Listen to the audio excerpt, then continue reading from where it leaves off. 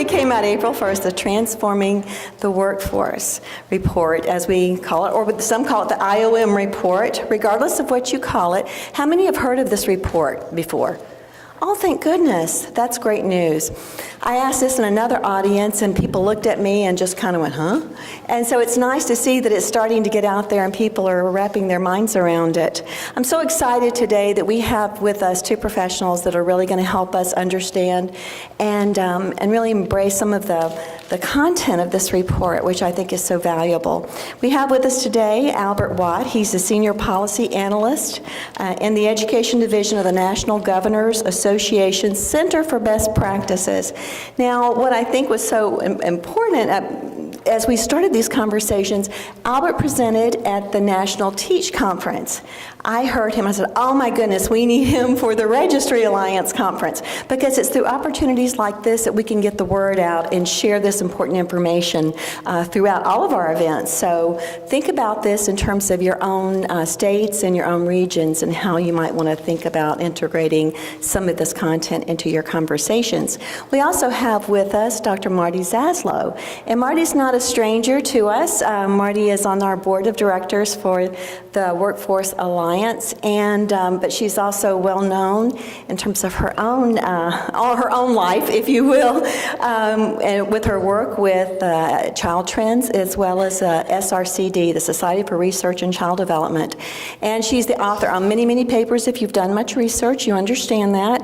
But she's a great resource to us. I'm so thankful to have her with us here today. So first, I'm going to turn it over to Albert. Thank you. Thanks a lot. I'm a notes person too, so I'm going to need to do some paper shoveling. So I am very excited to be here. And I'm also very excited that I'm not going to talk. When they first invited me, they said, I have an hour and a half. I'm like, you don't want to have me talk for an hour and a half about this report. So I'm very excited that, or about anything for that matter. But I'm very excited that Marty and Phyllis are here to really, I think the whole package of this presentation is going to be great, because I'm going to give you the overview of the report, particularly the recommendations that are relevant to the registries. Marty will talk about some of the sort of where we are as a field, some of the data that sort of point to where we are starting from and what the gap is between where we are and the recommendations. And then Phyllis will round it out with, really what the registries, what the implication of registries are. So I want to thank Phyllis and want to thank Rose for having me here, and for about 15 or 16 months, I had the privilege of serving on this committee at the Institute of Medicine National Research Council on this committee to produce this report. And I'm always happy to come out and talk about it, because I'm very eager to hear from the field. So hopefully we'll have some time for a little bit of interaction and get your feedback. I want to also say that for those of you who are not aware of the National Governors Association, as Phyllis said, I work at the Center for Best Practices in the Education Division. I focus on early learning issues from everything from birth through third grade. And our organizations basically, we do a number of things. The part of the organization I belong to, basically you can think of us as a policy consultation arm of the organization. We help governors, staff, and advisors basically improve the strategies and policies for education, again, from early childhood through the post-secondary and workforce sort of continuum. But we also have divisions on health and human services and economic development, et cetera. So all that said, though, I'm here to represent the study committee of the IOM report. I'm not here to represent NGA, so everything I'm saying is not, please don't take it as in sort of stance of the NGA. I want to start by thanking the sponsors of this report. So as you can see, there are a number of public and private funders. I'm sure you recognize pretty much all of them. The funders, the sponsor of this report, gave us a pretty large sort of scope of work. And it was like 3 pages long when we first started. It was like, wow, this is a very broad topic that you want us to answer, sort of address. But I think it can be boiled down to this one slide, which is to say that, what do we know about the science of early child development from birth through age 8? And what are the implications for how we should be preparing and supporting the professionals who work with this age group? And this is just a list of the members. Obviously, there are a lot of researchers in this list, not only in early childhood, but also in health and neuroscience. There are a few policy folks like me, and then there are a number of people who are experts in teacher education and professional development issues. We are also supported by a very hardworking staff at the National Academies of Sciences, and I want to give them their credit, even if it's just for a split second, but they really put a lot of sweat, tears, and maybe even a little bit of blood into this report. I want to talk a little bit about how we came up with this report. I think that's important for you to understand, where we got to where we are. So as I said earlier, it took about 15 or 16 months. We did a lot of obviously review of the research, but also we review a lot of public documents, policy documents, mostly from the states themselves, but sometimes from the federal government. We held a number of public information gathering sessions. We held 5 to be exact, in different parts of the country, where literally anybody can come to the session and provide sort of the testimony in response to the questions that we're trying to tackle, or they can send us emails and we'll kind of consider that as part of the review process. We also did 3 site visits and talked to people on the ground who were doing the work, whether at the sort of systems level or really at the program level. So we went to Chicago, we went to Tulsa, Oklahoma, and Washington State, Seattle, and some of the surrounding areas, again, to get that perspective. And then we also obviously met a number of times as a committee throughout that 15, 16 months to kind of take all that information, all that knowledge, and sort of deliberate on what that means in terms of the questions we were charged to answer. So what I'd like to say based on all that is that this report, definitely is research-based, but I think it's also based on sort of on-the-ground perspectives and practical experience. And to that point, we also had a group of practitioner advisors that gave us advice and feedback throughout the process, and they are providers, teachers, directors, systems leaders at the district or state level, people who actually work in faculty of teacher education programs, and so forth. All right, so before I get to recommendations, I want to start with some of the key messages that came out of the report to frame the recommendations. These are not going to be sort of groundbreaking and new to you guys, but I think it is important to sort of remind ourselves why these recommendations make sense, I guess. So the first thing is that, as we all know, children start learning at birth. And what we know from the science is that their learning and development are really a function of 3 things. The quality of the environment and interactions they experience, the extent to which their genes are expressed or activated, and then the third thing is brain development. And it is interaction of these 3 things that learning and development happens. The second is that the first 8 years are so important because learning and development are cumulative, which is to say that we all know that the stronger kids, or the strong kids are socially, emotionally, cognitively, physically, the more able they are to sort of take advantage of the enrichment and the experiences that they are exposed to in the later years. So that's why we want to, the first 8 years are so important. The third message is that basically the adults matter, that they are the driving force of quality in kids' lives. So they are the driving force in terms of the quality of the environments and the interactions that they have, no matter whether it's the home setting or in the centers or in the community in general. And whether a child has the capacity to cope with stress and adversity, or whether they experience enriching kind of experiences, it is the adults who make that happen or not. So even though, despite the fact that we're beginning to know more and more about this sort of science of early child development from 0 to age 8, and I think we understand more that the early care and education professionals who work with this age span really should be informed by sort of the same science and really be unified by the same science. We are also becoming more acutely aware of the fact that our expectations for the early care and education professionals, whether within the 0 to 5 space or across the 0 to 8 continuum, our expectations for those folks are vastly different depending on what settings they're in, what age group they work for or serve, or what funding streams they're supported by. So we have vastly different expectations for them in terms of the credentials that they have, the preparation that they need to go through, and also how much access they have to high quality professional learning on an ongoing basis. That leads us to the fourth message, which is that when kids are really at this age are really dependent on this sort of consistent and continuous experience as they move from one age group to the next, or as they move from one setting to another.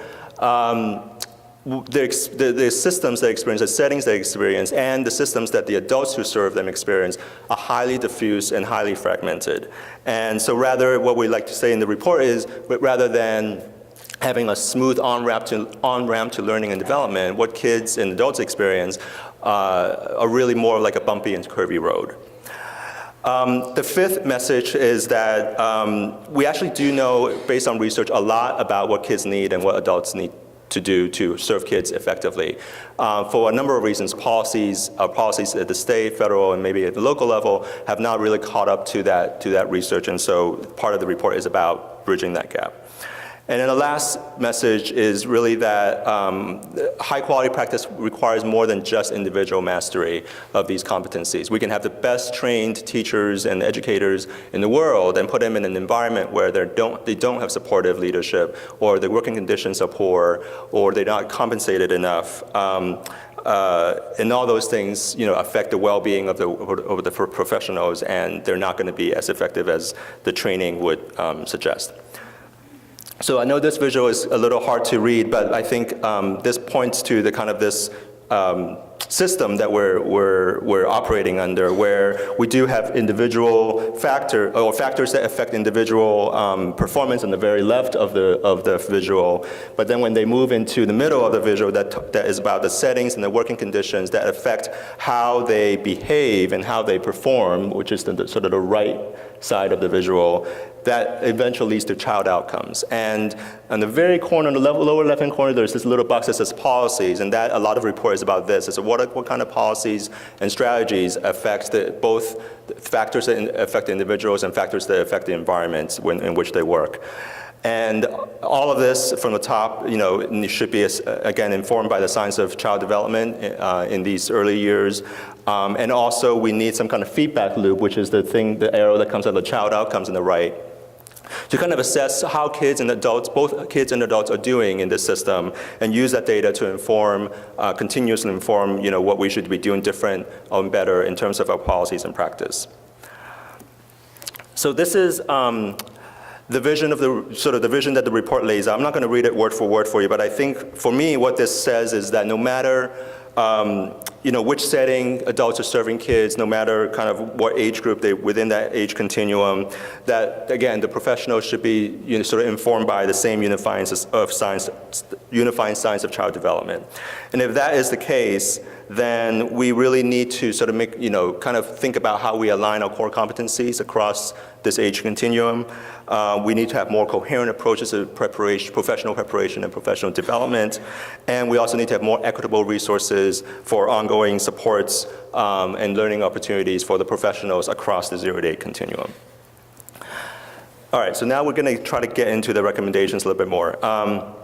So this visual, again, I know it's not terribly easy to read, but I will kind of hopefully guide you through it. It kind of lays out the relationships of these recommendations. So the core, I wouldn't say core, the first 4 recommendations that we have in the report are the 4 blue boxes in the middle.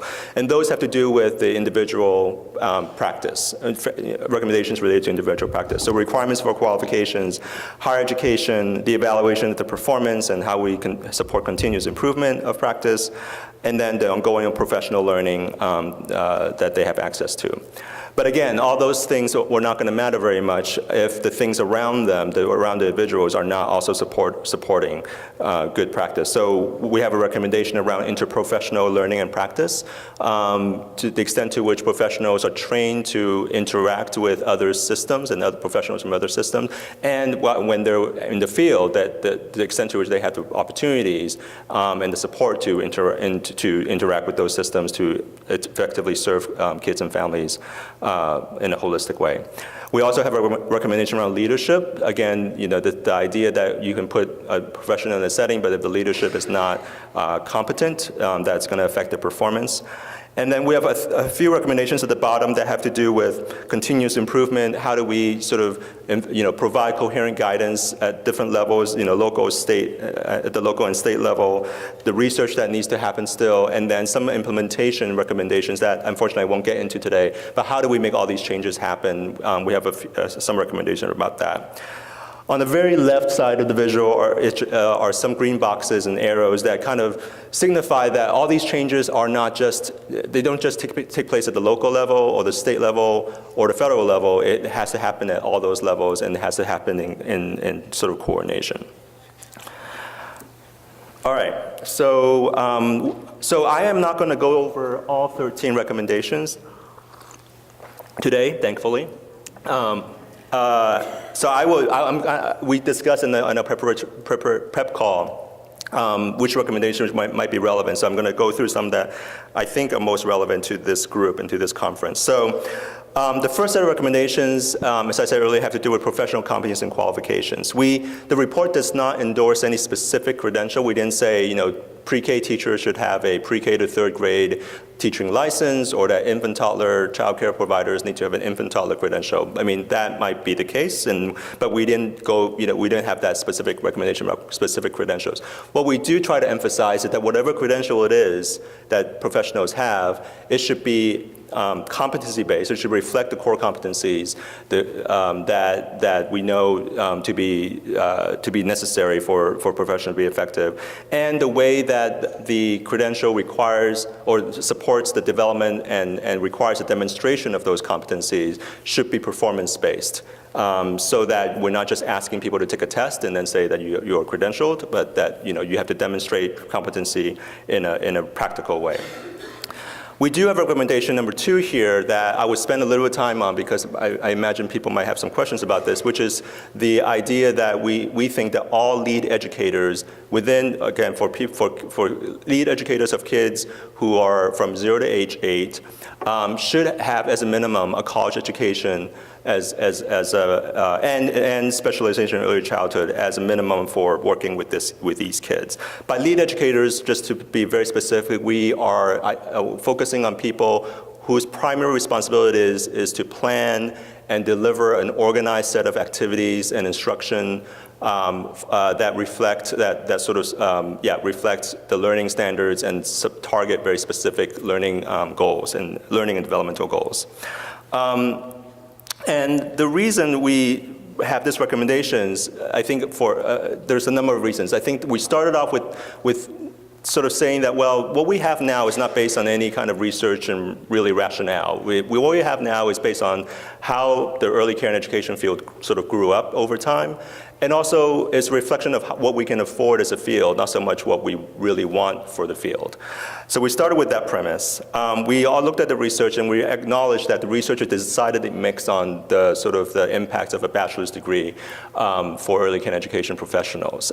We do think that there is some research that shows the potential of those teachers who have college education, that they have a greater potential for getting more results from kids as a result of their higher education, but it is decidedly mixed. So we make this recommendation, I think, based on 3 things. One is that after reviewing all the research about early child development and how complex it is and how sophisticated a job it is to really harness all that knowledge and develop skills to sort of translate that knowledge into practical everyday instruction, we just think that that requires a commensurate level of education for the professionals who work with kids, that a college education sort of a broad college education is sort of exemplifies. The second reason is that what we have right now, as we all know, is a bifurcated job market, right? So in the 0 to 5 years, we have professionals who may not have a bachelor's degree, but are often encouraged to get one. And when they do, and when they get more credentials, they go into the public school system because they can earn more. And that's a very reasonable thing to do, and that's a great thing to do for people. But what it does is for the field, for the early childhood field, is that it perpetuates inequities in terms of this constant turnover, lowly compensated workforce that it's just not sustainable if we want to kind of maximize the potential of what we know to be the case for for young children. The third reason is that again, the disparity in terms of expectations between 0 to 5 and K-12 and K-3, that disparity really kind of perpetuates this kind of notion that early childhood is less than K-12, right? It's an easier job to do. You don't need that much education, and therefore we should, that has implications for what policymakers think of when they think about funding programs, when they think about the quality standards that we hold programs and professionals to, and when we think about compensation. So for all those reasons, this is the recommendation that we came up with. And we also recognize that by itself, the college degree matters very little.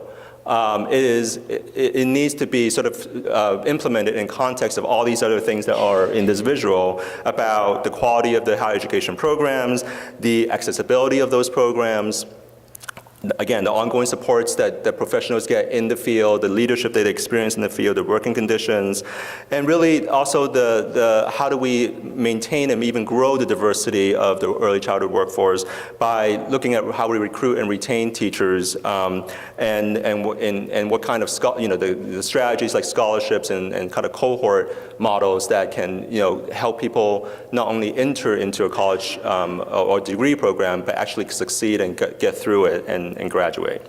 So all these things need to happen before the college education requirement means anything. All right, so I'm going to move on to a few other recommendations. In terms of higher education, we actually have a couple of recommendations.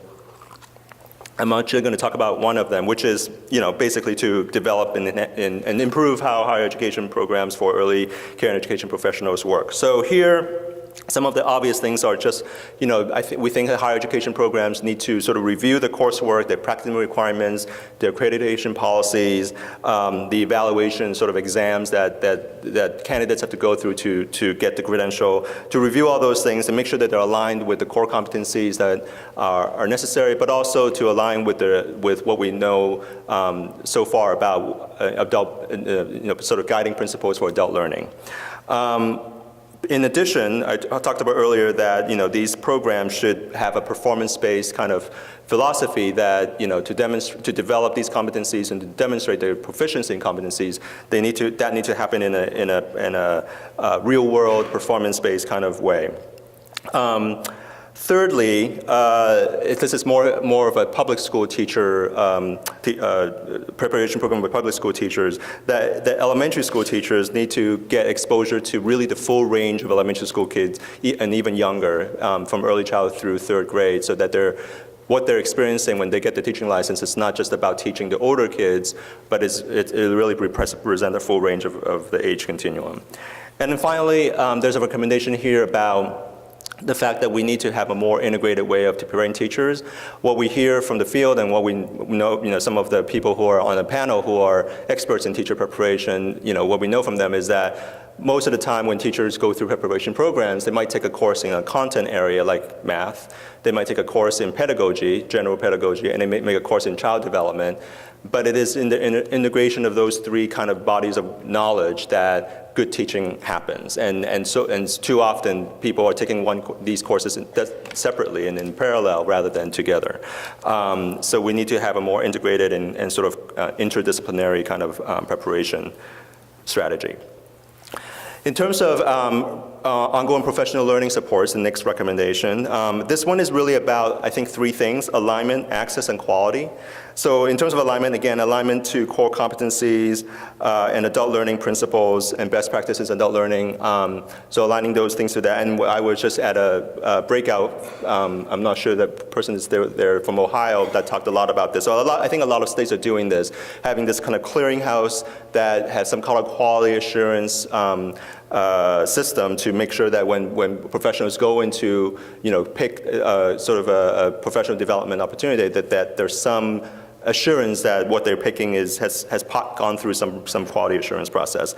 I think the next generation of challenge is how do you evaluate those opportunities? How do we know that those opportunities are actually improving practice? And we saw a few examples of that in our research and in our interviews with folks, but it's definitely a hard nut to crack, and I would be interested in states that are doing some of this work. And then finally, in terms of access, we talk about the fact that there are certain populations, communities of our professionals who really lack access to these things, such as infant toddler providers or rural providers or home-based providers. So those categories of folks, we think we need more attention to support them in an ongoing way. And then one more, and then I'm going to start wrapping up. How am I doing? Hopefully I'm doing okay on time. Okay. Well, let me know if I need to speed up. The last recommendation I'll go over with you guys is about leadership. So these days there is a lot more attention about leadership in both in K-12 and in early childhood, and increasing recognition that these leaders need to be instructional leaders, which means that they need to know how to create a work environment where they can cultivate a collaborative learning environment for their teachers. They can provide coaching and constructive feedback to their staff, and they can recognize and organize and select effective professional development opportunities for their staff. However, both in the K-12 and the early childhood sectors, there is some work to be done. So from the K-12 sector, for principals, for example, again, there's a growing acknowledgement that a lot of elementary school principals don't have a lot of early childhood experience, or any, both in terms of their academic preparation or in their practical experience. So how do we beef up that part of the preparation process, so that and ongoing support, so that they are able to be instructional leaders for all the teachers, not just the teachers that they're most comfortable with. For early childhood directors, our observation is that there's a lot of emphasis on, to the extent that they have to create a credential and some preparation, to go through some preparation program, there's a lot of emphasis on sort of program administration and business administration, and maybe not so much on the instructional leadership side. And so I think that piece needs to be strengthened. All right, so let me wrap up by just saying that so our hope is that this report is a call to action. We know that a lot of recommendations are kind of very challenging, and they're not going to be fast and easy kind of things to do. But we hope that this report kind of provides kind of a roadmap for how to take the first few steps and then go on from there. We also hope, at least maybe this is more of about me, I hope this report creates some cognitive dissonance in the field, because we do know a lot about what adults need and what kids need. The policy just haven't caught up, and there's a huge gap. And so I hope this creates a little bit of cognitive dissonance about, well, if we say all these things about how important early childhood is and how important adults are, what are we doing to support them, and what system have we put in place to do that? And just kind of a few final thoughts. I think in our business, we like to, a lot of times we like to say that it's all about the kids. But I think it's also time to say that it's all about the adults, because without the adults, as I said earlier, it's going to be hard to get what we hope to get out of the kids. So it's about the training and supports of the adults, about the working environments. I also hope that this report helps to elevate the profession, especially the 0 to 5. Even though this report covers 0 to 8, but I think, as we all know, the 0 to 5 profession is not recognized as a very valuable and profession, even at least when you look at it on paper in terms of policies. And I think this is sophisticated work. We all know this is sophisticated work, and I think we need to start sort of treating it as such. And then finally, I hope that what this report does is help people think about how to uplift the existing workforce, but even more than that, my personal hope is that it helps us think about how do we build a workforce we want for the future, so that we, get to a day where college students are coming out of their college degree programs and say, hey, I want to be a preschool teacher. I want to work with kids, in toddlers and infants, and because I like to, because I think I'm smart, and I can get a good living out of it. So I think that's kind of, hopefully we can do both at the same time to, kind of uplift the existing workforce and build something for the future. So with that, you can get the report on that website, and I'm going to turn it over to Marty. And so we're going to have you there? Okay, let me actually, I will.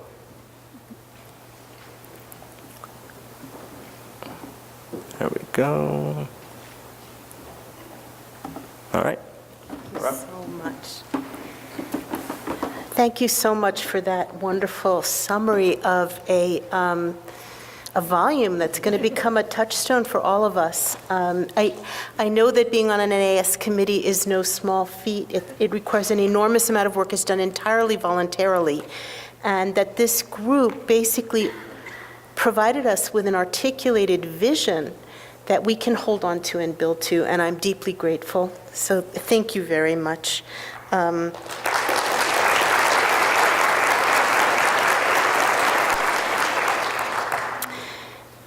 So I want to just thank the group that made my presentation possible. And basically, what I'm going to do is talk about, if that's the vision, a beautifully articulated vision, we need to also take into account what our starting points are. And I'm going to use data from the National Survey of Early Care and Education to speak to specific recommendations that Albert has articulated from the report. People have heard me talk about the NSECE before, the National Survey of Early Care and Education, so I'm just going to zoom through some basic background about it. It's nationally representative data, so this speaks to the entire encompassing workforce that the NAS report is speaking of. It is a basic descriptive portrayal of the use and the qualifications of the workforce. It was data collected in 2012. It's an integrated set of surveys, and what I want to emphasize on this slide is that although it focused on centers, for the first time it really gathers very complete data on those providing care in home-based settings. And I'm going to talk a little bit more about them, but they come from administrative lists and were surveyed based on those lists, but they were also based on reports from household surveys of who is caring regularly for children. So this is an exceptionally encompassing summary of who's caring for children in home-based settings. In terms of centers, we're talking about 1 million classroom-based teachers and caregivers serving children not birth through 8, but birth through 5 and not yet in kindergarten. And I'm not going to go through this in detail. This is just to let you know that there are different roles that people self-identify with, and that these center-based teachers and caregivers, in an earlier presentation today, Allison Lutton talked about how at different points in our history, we had arguments about who should be included in the center-based workforce, that we should talk about pre-K only, or pre-K and Head Start only, and not also center-based care. This survey is encompassing, it includes all, from all of those settings, 130,000 center-based settings. And here you can see that most of those who identify themselves as the primary staff are caring for one age range or another and not both. So they tend to primarily care for birth to 3 or 3 to 5 and not both. This means we really have a workforce that zeroes in on age ranges. I'm not going to go through all the details in this slide. I want to pull out one important piece of information. Our funding sources, our center-based care now generally involves multiple funding sources. People are braiding together funding. This survey took the perspective of starting with some school-based oversight. Okay, if you didn't have school-based oversight, did you have Head Start funding? If you didn't, et cetera. And I want to zero in on the figure at the bottom, which is that 59% of the centers in that sample did not have any of that public funding from schools or public pre-K. They still could have had childcare subsidies, but they did not have those other public streams of funding. This is a very substantial reason for us to do activities like the registry, all the work of the registries, and all of the work of quality rating and improvement system. We have many centers that are not tied to public funding sources.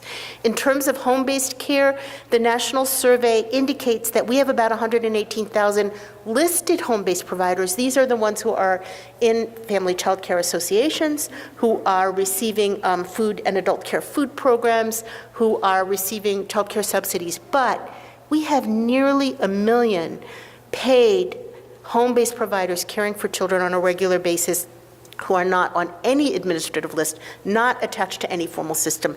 And then look at the number of unlisted, unpaid providers, more than to almost 3 million. This is a huge proportion of the workforce who are not paid. They are most likely family and neighbors who are not paid but report caring for children on a regular basis. So where you draw the line here, in terms of the workforce, the federal statistical system generally talks about paid. So we're talking about the first two categories. I'm going to summarize data only for those who are listed, because they're formally affiliated and much more likely to participate in professional development. But look at how small this number is relative to the home-based providers. So now I'm going to turn to 3 sets of recommendations. In our preparatory call, we divided them into 3. The first is professional qualifications. And I'm going to ask, what do the national survey data say about our starting points for getting to the recommendations? What is educational attainment and majors of center-based providers, and also about home-based providers? We must include them in the discussion. And what about the completion of credentials?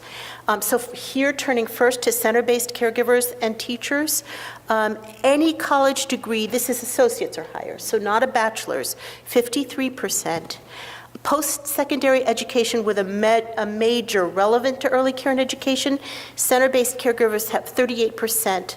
Of those who have a post-secondary degree have a major that's directly on target. So this means they studied early care and education or child development. 18% further studied in a related field. So this is like social work or psychology majors, not specific to child development. And 46% had state certification or a CDA. So we're talking about half the workforce with higher education degree. This is not just a BA, and half with CDA in the center basis. So half is still very far to go, and we're not even talking about the BA requirement here. This slide is very important. This has resonance with data that the registries have been telling us about for a long time. If you look at the first bar to the left, this divides the workforce into those caring for children birth to 3 and 3 to 5. What's important here is everything beyond, and that first bar, beyond the 13%, involves people who have had some college coursework. So they've either had some college, an AA degree, or a BA, and you can see the BA, the real goal here, is less than half, but this is not a workforce that's shy of attending a college course. The large majority have, and this is something that registries have been saying for a long time. What this says to me is our task is not to get a highly reticent, unqualified workforce into the college course of any kind. It's to find a way to reach the goal of completion and to understand better what the barriers there are. The other key thing to look at here are the big differences between the birth to 3 and the 3 to 5 workforce. Many more have not attended any college degree, many fewer have a BA, and all the other categories. So we're talking about a very different workforce, birth to 3, and yet Albert just finished saying this is when brain development is probably the most, this is just a critical period. All right, we must remember the home-based caregivers. Look at the figures here, 30% with any college degree, associates or higher. A post-secondary degree major relevant to early care and education, far fewer than half. We had different statistics for center-based, and certification here measured for the subgroup that were not caring for anyone with whom they had a previous relationship, so not a child that they knew prior. In this workforce, 38% with any form of certification. So my takeaway message is the things I think we need to discuss here are basically a large majority of the center-based workforce have had some college coursework. What do we need to do to get them on a path so that they move forward? Is our conversation earlier about badges the way to go? Is it some way to chart a course in the registries to the BA? What do we need to do? And this is a key conversation. And my second bullet here is that we need a special focus on those teaching and caring for infants and toddlers and those I've indicated here listed home-based providers, but remember those huge numbers of others who are paid in home-based settings. I'm turning now to the higher education focus in the recommendations. I'm going to ask now, what forms of professional development have members of the workforce engaged in during the past 12 months? Is it a college course? And to what extent is college coursework involved? So here I'm looking at center-based providers, and you can see that 84% have participated in a workshop in the past 12 months, but only 32% have taken a college course in the past 12 months. And coaching, which is directly on target for the issue of demonstration-based or competency-based professional development, also about a third. What did I do not again? I'm so sorry. Press escape. Upper left. Upper left. I'm sorry. You can tell that it's very good that Albert got my slides up instead of me. Okay, and then just here's a very important point about attendance at workshops. Not only is that by far the most common form of professional development for center-based providers, but just over half of those workshops were single standalone sessions. So we not only have predominance of workshops, but predominance of not a sequence of sessions, but standalone. And here we have the statistics for home-based providers. A wide majority have participated recently in PD, but it's workshops. Again, about a third in college coursework or in coaching. Interesting that the numbers here are parallel for college coursework and coaching for listed home-based providers and center providers. And here are the statistics for single versus sequence, an even higher proportion here of home-based providers who participated in workshops were in single sessions, not in sequences. So are we building? We discussed this section. Joelle helped with this discussion in the session, the NAEYC PD systems session, asking why do we have standalone courses? What are the incentives for this? What are we accomplishing? And Sarah Lemoyne said she thinks we could reallocate resources. From here, she was actually talking about compensation. But I think it's a very important conversation about how and why. I'm going to skip this one in the interest of time because I want to make sure not to share the podium. The last point is higher education participation. I'm going to skip right away to here. Okay, ongoing professional learning supports. This was the third set of recommendations. What supports do teachers and caregivers report receiving for their professional development? And I'm going to focus especially on financial supports. So among center-based providers, among those who did participate in some form of professional development in the past 12 months, only about half reported receiving financial assistance to cover the costs associated with their participation. 47% received assistance with direct costs like tuition or registration fees, and 50% received support with other costs such as travel or childcare, and 41% received release time. These are not trivial proportions, but look at the distance we have to go if we want to help this workforce progress with financial assistance and with other forms of assistance. And I only have one parallel statistic for the home-based workforce, and that is that in the listed home-based provider group, only 15% reported receiving financial assistance to cover the cost associated with their participation. So we're not only talking about discrepancies in college completion and in participation in single workshops versus series, we're also talking about the differences in the supports that this group is receiving. Now, this is just receiving. We don't know about offering. And it could be that it's an uptake issue and not just what's available, but this really is very important to complete the picture. So by way of conclusion, these are just some questions that I think these data suggest about resources for professional development. What financially do we need, and how could we assure that these reach listed home-based providers? And Our data focus on financial resources, but Albert raised questions about other forms of support, like cohort approaches. What other approaches do we need if we're going to be serious about creating pathways so that our workforce not only takes some college, but gets to the goal? Thank you.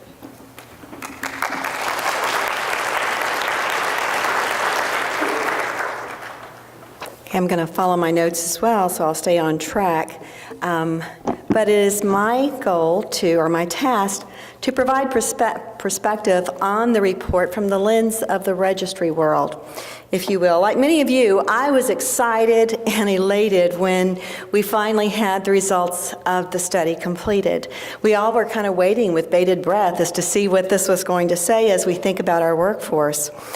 I will say, too, that this report is dense. It is very, I don't know if you can see it up on but this was the pre-pub copy that I received, and, it is definitely, they said it's a good doorstop, but it is really rich with resources. And so as I began reading it, I would read one section, then I'd read the next, and I'd go back to the other section, then I'd go back to another section. So it was one of those things that you don't read from cover to cover. You read and digest and process and think about it in terms of our work. And as I share our perspective on this work in terms of the registries, the Registry Alliance, it's really important to revisit the underlying principles, if you will, for registries. And for registry evolution, how we got here. How did we get in this conversation? Registries are tools and much more. They're a valuable tool for collecting data on those who are caring for and educating children, but they represent a part of the professional development system with its own set of standards and its own best practices that our field has worked very hard to create and promote. And without this collective guidance from the Alliance, we would not have the ability to draw these important comparisons that you heard Marty and talk about. What was so important to me, and even the conversation way this is flowing, and I would like to tell you I had more planning time than I really did, but it's working out okay, because Albert talked about the report. Marty talked about the discrepancies, really, what our data show in terms of where we are now and where we need to go and how far we have to go. And this is really defining what is our space, what is our role in this whole conversation, and how do we get there? Let me also say that some people have the mistaken notion that registries are just software systems. They're not. They're much more than that. Of course, it's an important part of our system to have software that can accommodate our work, but more important are the daily policies and practices that guide our work, which are fundamental to having good, consistent, reliable data from which we can draw valuable conclusions. Registries aren't the end game. Registries contribute valuable information to help us understand the workforce and the policies. But that's not the end, obviously. And one clear fact is that this report, what I most valued, I think, about it, is it addressed all what I call the yes buts. Now, many of you may have been in conversations with our colleagues, and from time to time you may say, it appears that the teachers in classrooms with bachelor's degrees, it appears that they seem to be doing maybe a better job, and you have a yes but. Or if we want to start moving towards higher education credentials, you have somebody say, yes but. And so we've all experienced those yes buts. Well, one of the things that I most valued about the report is because it really did address, with the exception of financing, it addressed the yes buts. It is not about just a college degree. It is not just about training, or it's about all of it. It's about truly a unifying foundation for all of our work. We know that also that financing is a major piece, but I will share with you that in talking with Linda Smith and when they were coming up with funding to help support this work, one of it was an intentional omission, if you will, about the financing, because the statement was we want to find out first what is it that we need to do without getting bogged down in how we're going to pay for it. Let's really find the true science of it. What is it we need to do? So I appreciate that, because it did kind of take that piece away, if you will, because we can get mired in conversations about financing for years. But at least we now know what it is we're trying to finance. And so I'm really excited that we took this approach. Okay, recommendation 1. I am going to go through the recommendations, but don't worry, I'm not going to speak very long, so I won't kill you. Because I want to frame it as, again, what is our space in this conversation for registries? Of course, recommendation 1 is strengthen the competency-based qualifications, requirements for all early care and education professionals working with children. You know, registries are uniquely postured to provide baseline information, where states and regions are with regard to qualifications and requirements, and as policies are strengthened, data can be examined over time to understand trends and where those gaps occur. Benchmarking is made possible because of registry data so that we can set realistic goals. So obviously, registries have an important place at the table. Recommendation 2. Develop and implement comprehensive pathways and multi-year timelines at the individual institution and policy levels, transitioning to a minimum bachelor's degree. Of course, whenever I've presented this in other audiences, when it gets to the bachelor's degree, people's eyes get real big. But with specialized knowledge and competencies for all lead educators working with children from birth to 8. People often forget the other part behind the bachelor's degree as you're having this conversation because they get hung up on that. But it's the specialized knowledge and competencies for all lead educators, that it's a total package. It's not a piece of that package. And again, registries are important contributors to monitor the progress of practitioners moving to higher educational requirements, but it's important to note that the recommendation does not mean that it's solely on the individual, but it also speaks to the institutional responsibility, the responsibility on academe, if you will, to help to do their part to help prepare our lead educators for work in this field. And we can also sit in that place where we can report on progression. Are we making progress? Where are we going? Without good systems to be able to monitor that progress, it's just a nice goal. Okay. Number 3. Strengthen practice-based qualification requirements, including a supervised induction period for all lead educators for working with children from birth to 8. Many registries contain not only information and data on practitioners and educators working directly with children, but also technical assistant specialists, coaches, mentors, who can assist during an induction period.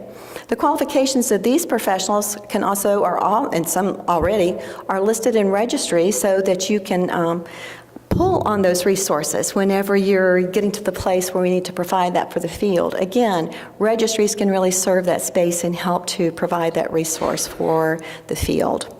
Number 4, build on an interdisciplinary foundation in higher education for child development. You know, registries typically record the coursework, as you saw yesterday in the presentation, related to child development, early education, in addition to a degree attainment. As the presentation illuminated, when examining training via core knowledge areas, child development was represented. Registries have an opportunity to contribute to those conversations with institutions of higher education about the need for the interdisciplinary foundation. We know and understand the challenges often represented in various silos, if you will, within the framework of higher ed versus the field. But this is an opportunity for registries to gather with other stakeholders, making the case and presenting a unified front in terms of what the field needs. Number 5. Develop and enhance programs in higher education, which is similar to the other, but it's a little different. As registries serve with stakeholders in building that case for a more responsive program of study in higher ed, they also serve to track the areas of specialization. Again, benchmarking the progress towards credentials as well as degrees in specialization areas, and can be a valuable resource for the table, if you will, when having those conversations. 6, support the consistent quality and coherence of professional learning supports during ongoing practice for professionals working with children from birth to 8. Again, this recommendation calls for quality, consistency, coherence of professional learning supports across systems. It calls for quality assurance systems, and one of the basic tenets of registries through trainer and training approval systems is a quality assurance process. Again, registries can fill this space. It's important, too, as we talk about discussion of appropriate systems of assessment for educators, for early educators. It's not the same. It's not the same as what we look at for K-8 educators or K-12 educators. So what can we do and what can we contribute from what we know and what resources we have in the registry towards appropriate assessment mechanisms for early childhood teachers? And also using our data for aggregate reports and information, just like we saw yesterday. That is so valuable to our field. It's been invaluable in our state, in our region, and certainly for the field in general. Number 7.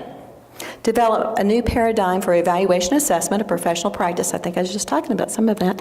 With children from birth to 8. Again, looking at ways, it's not about looking at, test scores for our kids who are in birth to 5 programs or birth to 8 programs. We're not looking at student outcomes in the same way as we look at with higher K-12 systems. So we need to have appropriate methods of assessment for those who are working with young children to build appropriate ways to monitor how they're doing. It's not about, unfortunately in some states, and I hate to say mine may be one of them, who have an inappropriate system of evaluation or assessment to determine whether or not teachers did a good job. We know that it's a combination of factors that lead to that determination. Recommendation 8, ensure that policies and standards that shape the professional learning and care of early care and education leaders, elementary school principals and directors, and early care and education settings encompass the foundational knowledge and competencies needed to support high-quality practices for child development and early learning in their organizations. And again, I think this role is related to the role of leadership. Mike and I were having a conversation at lunch about the important role of leadership in early childhood settings. This is the critical linchpin, if you will, about looking at what are we doing and how can we encourage this field to move forward. We had the conversation yesterday about director engagement, and registry participation. But revising competencies for instructional leaders through the lens of early childhood pedagogy and child development science, they're essential. Again, registries are uniquely postured to contribute to those conversations, to the design and mechanisms for tracking progress towards this recommendation. For public school leaders, registries can communicate between systems to enable full data sets to examine these variables.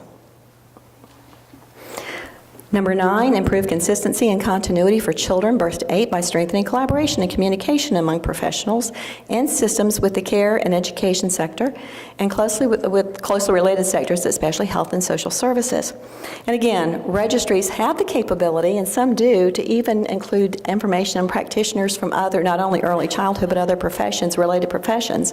I talked about technical assistant specialists, coaches, and some do health-related fields, and so there are rich opportunities, I think, to gather information and use those to really provide an interdisciplinary approach to how we serve children. Information can be extracted, but again, having the registries at the table is a critical piece of that conversation. Number 10, support the workforce development with coherent funding, oversight, and policies. I like this little graphic. Hope you can see it. I became a teacher for the fame and money. How many teachers did? Of course not. We know people who are working in our field are doing it because they truly care, generally, about this work.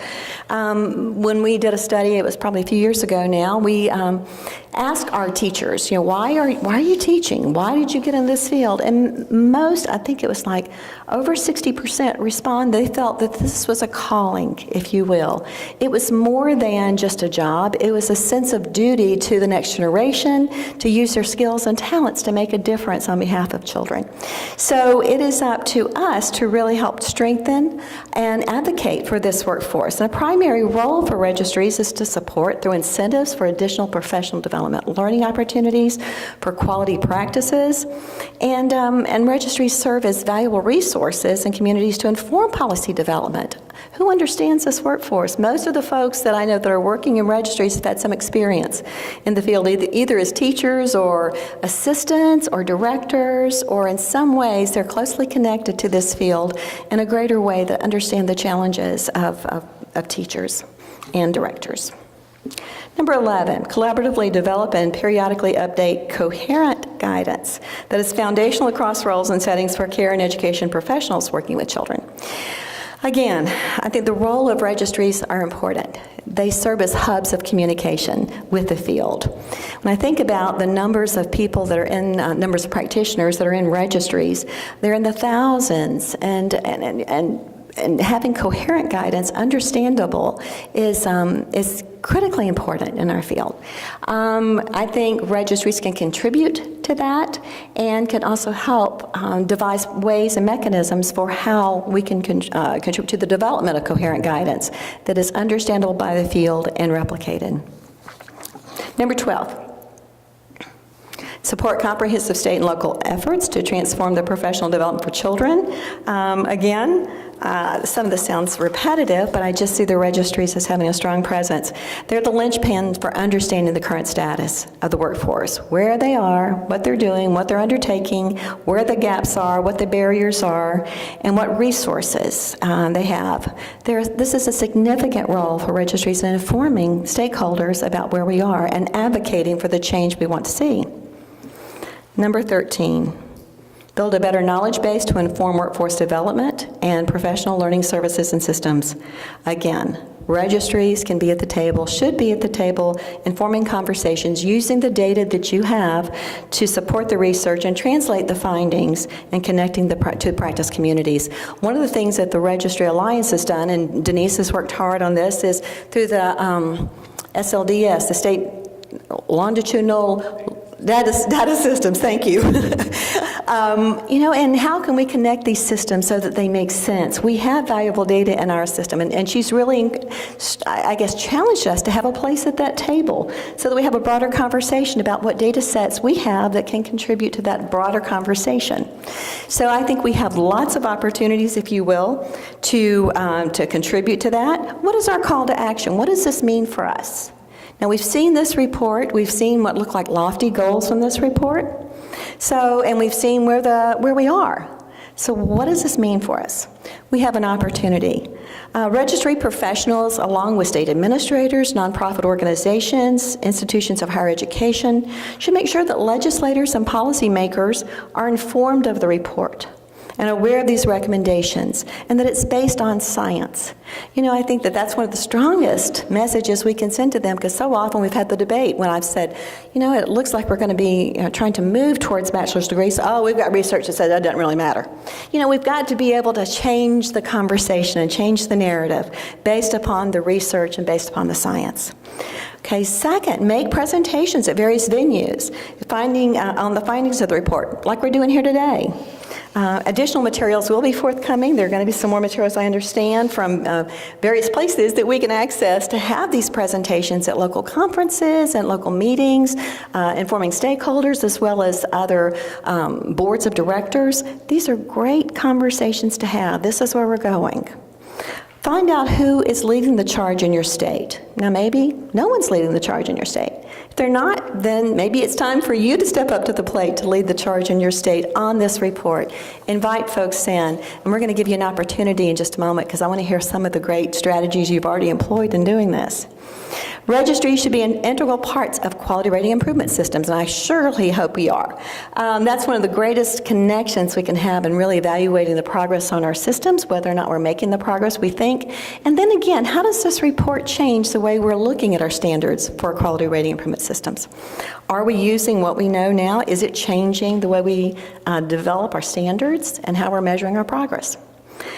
And again, think about how you could use this report in creating a framework for having the conversations to moving for comprehensive systems reform on behalf of the workforce.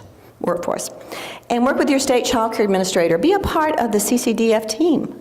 Or invite yourself to be a part of the CCDF team to draft recommendations, hopefully integrating some of the new recommendations, moving toward what we know is important for teachers in the workforce. So I think registries have an important role in embracing the recommendations presented here and helping them move forward. And it's not a role that registries undertake alone. We're one of many stakeholders and communities and states throughout the nation who care about these issues. But not to have registries at the table is really missing a wonderful opportunity to have rich information to help inform our work. And I love this quote. And this is really not about registries, it's about our field in general. First they ignore you, I'm thinking about policymakers. Then they laugh at you, then they fight you, and then you win, from Mahatma Gandhi. So again, be the change you want to see. Thank you. And we're going to give you an opportunity to ask questions, and because we have some time, I believe. What time? 20 minutes. Okay, we have 20 minutes, so we've got some time to have a good dialogue about the report, so please feel free. Anybody have a question or comment? Roger. You talked about how far we are now from what the recommendations, and we have a long way to go. Is there data that shows us where we were 5 years ago, 10 years ago? I mean, are we making progress? Or don't we know? This is not just a question for me, it's also the longitudinal data sets question for the registries, right? The problem with the national survey data is that there was this definitional, 20 years ago there was a parallel survey, but it didn't encompass the full workforce as we're defining it now. So it's hard for me to answer your question. I think, I'm gonna depart from your question for a minute and answer a slightly different one. I think one of the most exciting things in the report that we could do looking forward is take the recommendation about demonstration of competence and weave it straight through higher ed and trainings and think about badging for demonstration of competence. So I think about the report that came out of the Center for the Study of Child Care Employment. I forget what month that was, but several months ago, that Marcy Whitebook and her team did, and they did look at sort of longitudinally. And you might be able to speak to more of the sort of the quality. I think the quality of data seems okay to me, but if not, then Marty should speak up. They did look at longitudinally how the field has changed in some of these variables, and so for example, more people do have bachelor's degree. The compensation has increased for some sectors of the professionals, but not maybe as quickly as one would hope. Definitely, the wages, on average, are still very much a problem. So, and then you have also sort of examples like Head Start, where you put a sort of an aspirational goal out there, and then really not really aspirational, like a policy goal out there, and through a number of policies and strategies, they were able to reach and exceed that goal. And so I think that speaks to the power of setting a realistic goal and having sort of strategies to sort of build up to it on a gradual basis and putting some political will behind it. So I know that the report intentionally did not get into the financing, and so feel free to just ignore this question. But I was just curious, I know it's going to either take a whole new investment or, like we heard in the NAEYC presentation, a repurposing of existing investments to get us to the place where I think we need to be and we want to be, especially that this report suggests. From a policy perspective, do you have any opinions on whether we gain more ground by shifting our resources into programs that are already high quality and making sure that the workforce in those programs get up to speed, or shifting resources to programs that aren't as high quality, figuring that those high quality programs, they're going to get the workforce there on their own, and we need to invest in ones where the quality isn't there and really boost that workforce? Like I said, feel free to ignore it. That's just not within the context. No. Do I have the hot potato? Here are two things that are going through my mind. One is that Head Start, the proposal to change the performance standards, has taken a stand on that. On dosage, for sure, that they're saying that you need a larger dosage of high quality, and they're going to go for a longer day, even if it means fewer children. So some of these choices are very real and being made right on the spot. My answer, having looked at what can help programs improve quality, is that we need different strategies in different ranges, and we're not necessarily differentiating enough. So it looks to me from the data on quality that there's an active range where children above a certain level of quality, when you improve, children do progressively better. But all of our strategies for improving quality are aimed at that range. What we don't know is how to get programs up into that range. I wouldn't say do one or the other. I would say do both, but learn how to target our efforts better. It's a little bit like the people who are saying that we're trying to teach literacy before there is a community in the classroom that's functioning well. And you may need to start by creating good behavioral management strategies and then move on to content. I think we need graded strategies, and I think we need to target different levels better. Sarah likes that response. So this is obviously not, I'm not going to speak for the committee and much less speak for NGA on this one. So this is my own musings and sort of what ifs. I mean, I think I look at what states' experience have been, and so another point is that every state is different.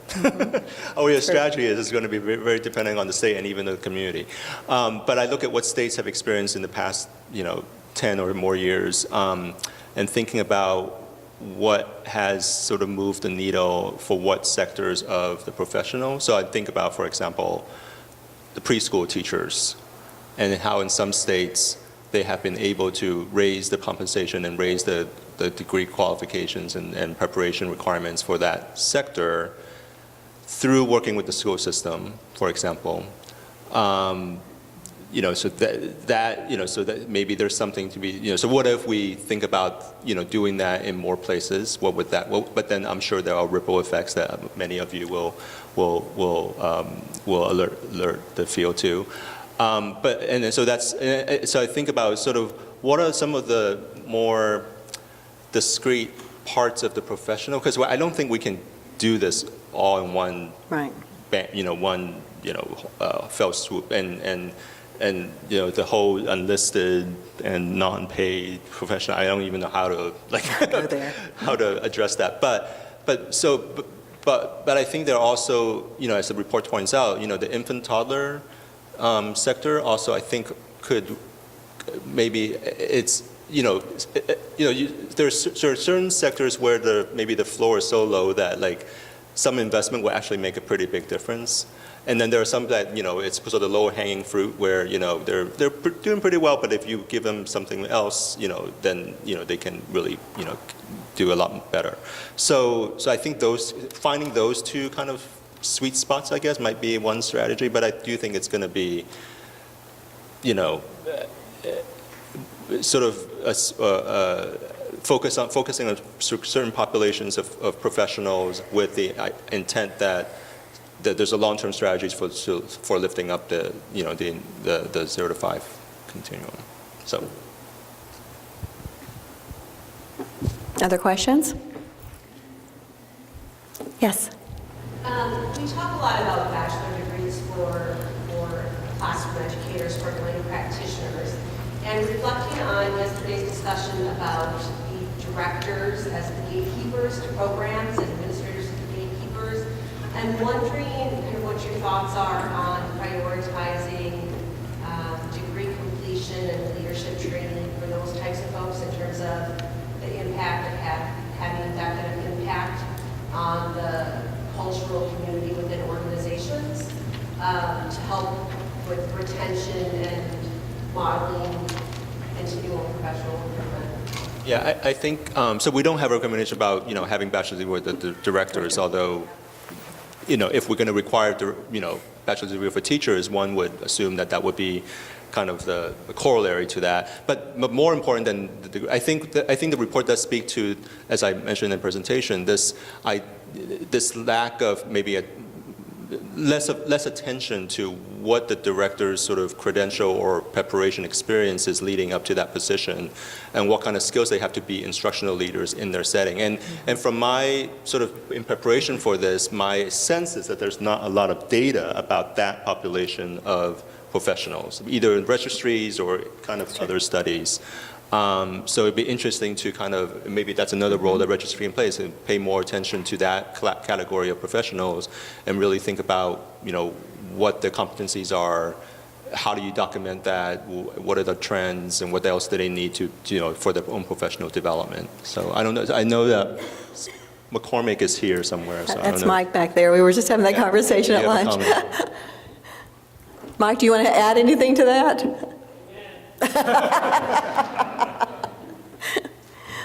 Very good. Other thoughts? I'm curious about your, oh, okay, go ahead. I'm sorry. I'm curious about your strategies, or what have you done so far? For example, Joellen, if you want to share kind of what you've done in your state in moving information about this report forward and how you're getting it out to the field. Through our state's professional development advisory council, we have a committee that's called Information and Trends. And so when we heard about this report, our first goal was to get everybody to read it, cover to cover. So actually what we did is we sent out to all of our stakeholders, cross-sector, home-based, center-based providers, direct service state agency folks. We invited everybody to a series of webinars.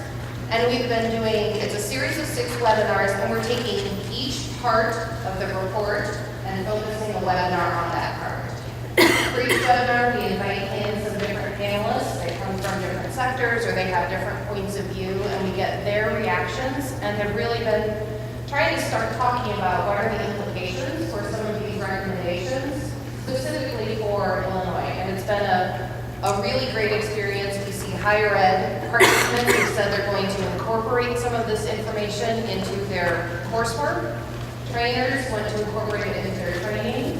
We even had a family child care provider, and I thought this was awesome. They said, you know, this is kind of all above my head, but it makes me feel so hopeful and validated that this is the way that we're moving and, you know, really being a profession. So the webinar series has been effective for us in at least getting some of the conversations started. Great. I think that's a great strategy. It's one that I was hoping we could pick up possibly in Florida. So, you know, it's when you copy, you're doing good things, right? And let me just add that the report is available, and it's online, and you can download it for free, or you can buy it if you want to. But there are also other collateral materials on the website. So there's a brief that I actually haven't read the brief yet, but I feel like I've kind of gone through the report, so I don't really need to read the brief. But there is a brief that provides an overview of the recommendations, I hope. And there are also the PowerPoint that I shared. It's not all, we kind of adapt it when we make presentations, but there's sort of a template that you can sort of take a look at and maybe steal some slides if you want to, you know, to use in your own way. But there's a lot of materials on that website. Is anyone else doing anything around the report? Go ahead. I just want to make a comment. Sure. I know for like 30 years we've certainly had the compensation conversation. And I know when you hear things like that are being discussed here, there's a part of me that feels us trying to say to the outside world, you know, we're valuable, we're still not valued. Now what do we have to do to sort of convince you that, you know, we're professionals, we're setting up systems of registry and professional development. So I'm wondering if there's any other track, and I'm going to throw a couple of ideas out there. One that's not going to happen. Well, you know, just the whole idea of, let's say, quote, socialized, you know, professionalized child care as a tack that I haven't heard. And the analogy I'll make maybe is Obamacare, that have we ever explored the sort of, you know, quote, single payer option, at least for certain types. And I'm just throwing that out as a different way to frame the discussion than the way we've been framing it for 30 years, because this all resonates with us, and I think QRIS resonates from especially from the subsidy accountability piece and the licensing piece. But for you know, if you looked at our approaches and how successful they've been in the compensation realm, I think we've gone this track, and granted, we're framing it a different way, and I think we're talking about it in a much more productive and focused way. But will that, you know, kind of, even from our process planning this morning, policies and procedures, is this the best process to get us to that particular goal of the compensation piece? What's going on in other countries? What's going on, you know, in other countries that gets us there? You may have an answer for that one. And short of, I'm partially there in a management capacity. But that's, you know, whether that would have been my track 30 years ago, had someone said, you know what, you can earn about this much, by doing this work that you love with children. So, you know, the force out into management part of our profession as well. You know, Already just said it's the elephant in the room. And I don't have a solution to that, and the report doesn't sort of, I mean, we elevate the issue and we say this is a problem and it doesn't make sense, basically, but we don't propose a solution. I think, yeah, we need some kind of financing, sort of different way of financing the system. And I think, to go back to my previous point, maybe we need to think about the system, maybe, you know, even though this report is 0 to 8, we all know that it's, you know, the public school teachers are paid in a different way, and, you know, so I don't want to pretend that we are in one system. So maybe we need to think about, to my previous point, maybe even within the 0 to 5, are there different ways of funding certain categories of professions outside of what we have right now that maybe more, at least lift some boats, make some difference for certain sectors, and then try to, you know, create some sort of innovative way of doing that. I know there's a session later on about Louisiana's tax credits and how they have supported the compensation. Is that your state? No, it's not mine, but that was one of the things, because someone had mentioned in Florida that, you know, in Florida, if you know, are accredited, your program, or as an owner, you don't have to pay property taxes. Right. So, you know, right, like a tax credit for but again, I even look at that as just sort of, why can't we just do it the old-fashioned way? Right. Yeah. Right. We have more. In answer to your question, you asked about other countries, and the only one that comes quickly to mind is France. And it may not be that way anymore. I've been in the field 40 years, so things could have changed. But they do sort of funded through Social Security, in fact. So what would happen in the United States is that people, when they're young, married, have kids, they would draw down on their future Social Security earnings to pay for child care. And then as they grow older and work, they pay back. So they're borrowing money from themselves, in effect, but the government's financing it.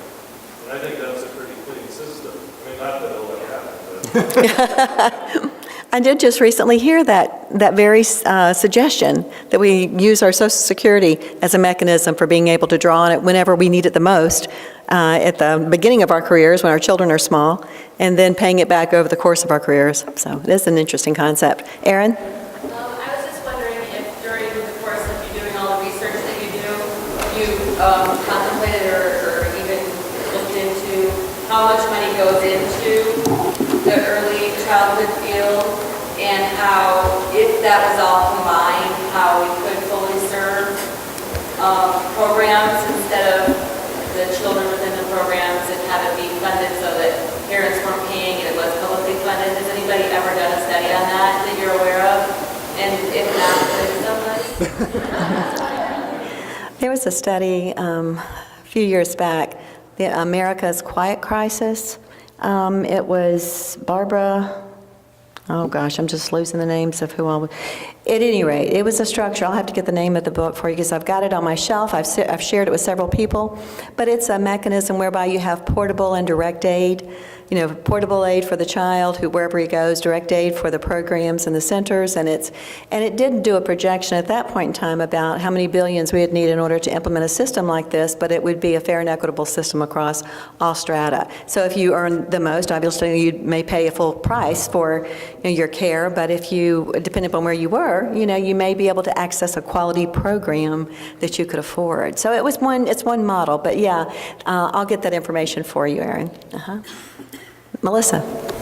Right, so I think it was Dr. Mesa, one of our earlier sessions, we learned that half of our workforce is on some kind of welfare. Right. Compared to 25% of the workforce at large in the U.S. And there were, 5 million in the workforce? It was millions, right? So we're putting a lot of tax dollars towards this workforce in a way that isn't helping to build them up in their salary. So how can we shift that, use that money in a different way that builds them up professionally? Good question. You want to tackle that one? Any thoughts or reflection on that? That did hit my brain yesterday when we were seeing the presentation about our workforce. And we know it anecdotally, we know it from the information that we've pulled even in Florida, that our workforce is the working poor, if you will. And we know, of course, there's research on the stress of the workforce and what they're going through in order to manage their own lives and balance that, and then be expected to produce this wonderful high-quality care while they're challenged themselves. So it is an area that we need to pay more attention to. It's concerning. And the report from the Center for Study of Childcare Employment, one of their sort of talking points, if you will, conclusions, is that we are spending a lot of money on the sort of the welfare spending for this workforce. There's been a lot of different cities and states that are talking about raising the minimum wage and living wage and that sort of thing. When I talk to, not that I've had a lot of conversations about this, but when I do have conversation with people in the field about this, they're of two minds, right? On the one hand, it's great, yes, everybody deserves a living wage. On the other hand, there's a fear that it's going to basically increase copay for parents, or just the business model wouldn't support that in terms of childcare. The other day, I think it was today or yesterday, I read and I don't know, I'm not an economist, I don't know anything about this, but just something to maybe look into and think about. I read an op-ed in the New York Times about the EITC and how that might be repurposed. I know that EITC is very popular, but the idea here is that, well, not everybody knows to claim it, and you only claim it at the end of a year or the tax season, and so it's not an ongoing thing that you get throughout the year. And this person's idea is that maybe there could be a subsidy. So you set a sort of a ceiling for your, or not floor for your minimum wage that's higher than what you already have. And the subsidy pays to the government, whether it's state or local, pays part of that to get you up to the minimum wage. And so that doesn't fall all on the employer. In the meantime, the employee gets that kind of ongoing sort of increased payment, along the way. So again, not an economist, I don't know the pros and cons about this, but you might want to look into that Times column and, think about it. Great. Our time is up. Please help me thank our guests today.